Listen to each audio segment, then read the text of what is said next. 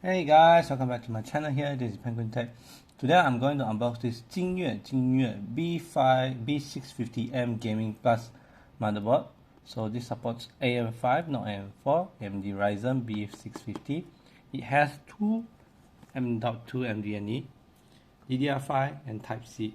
So the reason I choose this is because it's one of the cheapest motherboard that comes with Wi-Fi Bluetooth supports, and they also have a Type-C header. So I got this around 400 ringgit from Taobao on sale, which is a very good deal because normally I think the cheapest one with Type-C and Bluetooth and Wi-Fi starts around, I think, 600 plus Malaysia. So yeah, but there's definitely some give or take, which we will take a look later on.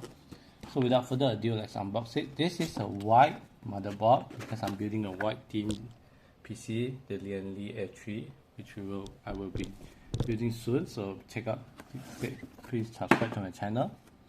And this motherboard actually does not come with the M.2 Wi-Fi adapter, but it's gifted by the seller. So this is the one I've chose. So this does not come with the motherboard here. This is the, I don't know you can see it, but it is the AX210NGW. So if I'm not mistaken, this is a Wi-Fi 6E and Bluetooth 5.3 like this, I think. So yeah, it comes like this, and the seller also gave me white antennas, which really suit my build. Two of them, cool. And then some of the Wi-Fi rings and stuff that I need to install. It's in gold color, which is pretty cool.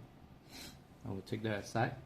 So what actually comes in the motherboard is these grills. I don't know why they give me both, and they are all white thermal grease, and this is also, I think, thermal grease. So yeah, not sure why. Sorry, I'm a bit sick, especially in the morning when my nose is not running. And then they give me a one right angle SATA cable, which I don't really appreciate it because it's a white build and the motherboard is white. So I wish they had given me a white SATA cable. So hence why I've already gone and purchased SATA cable white, which I'll be using. But I find it strange is that the header is still green, still black. So yeah, I digress. And here is the I/O shield. And this is the manual, all in Chinese. You can find their Chinese site, and they are also available in English, but their English site is quite a bit less informative, so perhaps it might be actually better to just go to the Chinese site and then use Google Translate. And this is the board itself. Let me just take it out. And interestingly, there's only one SATA port, which is the right angle one. Am I missing something? I don't know. Let's see if there's anything else in the box. Nothing else. So yeah, pretty simple. So this is the motherboard itself in the electrostatic bag. There's a phone on the, there's a red phone on the bottom as well. I think this is how they do it in their series. So yeah, like, as you can see, it's white, and this piece of thing is metal, bare metal, bare aluminium. And so this is mATX board. It's white, but quite a few red also, and also some silver. So yeah, I mean, I digress about that. So you have two DDR5 slots here, only two, and then you have a PCIe 4.0 here, and PCIe 4.0 here as well, and Wi-Fi as well.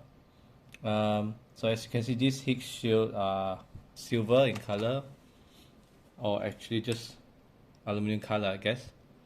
And I would say the finishing, as you can see here, especially this, you can see a lot of sharp edges here. You can really cut your hand if you're not careful. And yeah, so I don't think the finish is at the finest, but given the price, I can let that go. So just be aware that this is the finishing may not be top notch. And as you can see, some of the variants may be a little bit slanted, but I digress. So 1, 2, 3, 4, 5, 6, 7, 8, 9, 10, 11. And this one, 2 are 2 here. And yeah, so most importantly, this is the USB Type-C header, USB 3.0 for SATA. Let's see what else we have here. RGB 3-pin, 4th, 3rd, CPU and system fan. Interesting, there's no pump fan. They don't label it pump fan, but it's also still 4-pin. And the CPU 8-pin here. So you have 2 PCI, the GPU slots here. Yeah, quite a big issue. You need to unscrew. Perhaps also need to unscrew this part to get to this slot, but I don't. But yeah, we'll have to unscrew it because we'll be using this slot for our Wi-Fi. Can't really tell. Yeah, there's 2 levels of M.2, which we'll take a look later on. JP1, front panel, speaker, SPK1, interesting. They don't use JFP1, is it? System fan 2 and 3, 4-pin, RGB2, RGB1, 1, 2, 3, 4. That's a little bit weird orientation, I mean the labeling, but okay.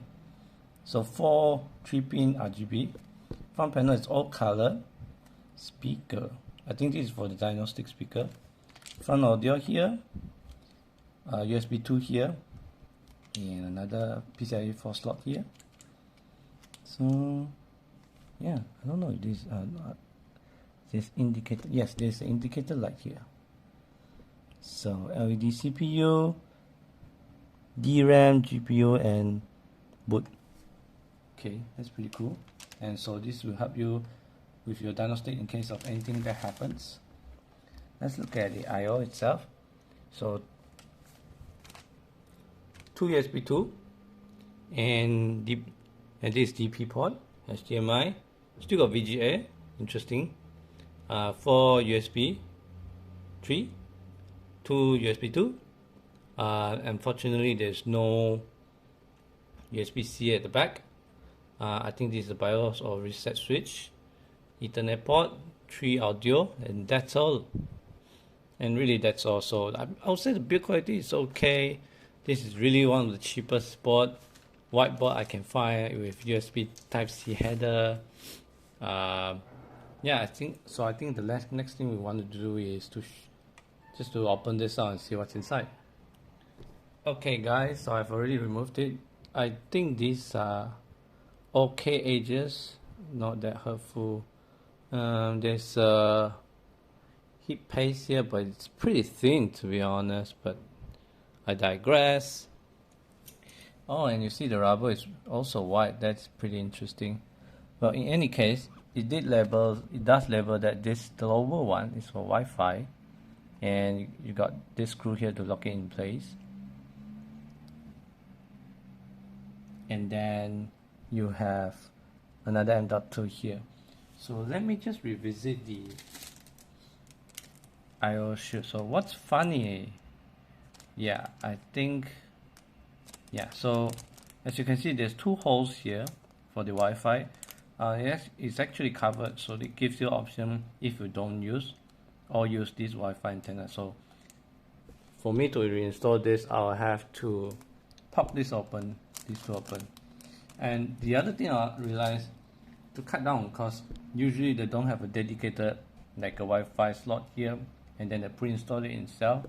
In this case, they choose to just let you go with or without Wi-Fi, and if you do, you have to put this in, and then you route the cable to somewhere around here and here. So it doesn't look that good, but yeah, it's additional wire cable management. And honestly, the cable they gave for the Wi-Fi adapter is extremely long. So yeah, that helps you to locate wherever we want. So yeah, I think that's about it for the motherboard of this price. I think this is pretty good. I'm just hoping it lasts long. And then maybe just take a look at the I mean, I don't want to remove the socket just to be safe.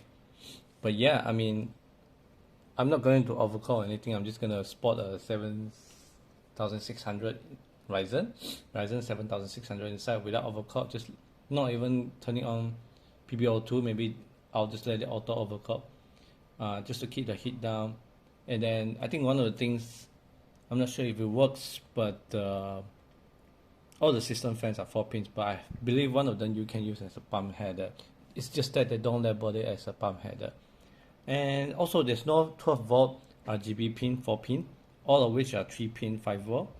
And then but there's 4 of them, so I think that's plentiful enough, because I have at least 4 RGB fans, but ultimately I might only need one 5 volt 3 pin, because all of them are daisy changed. But yeah, I digress.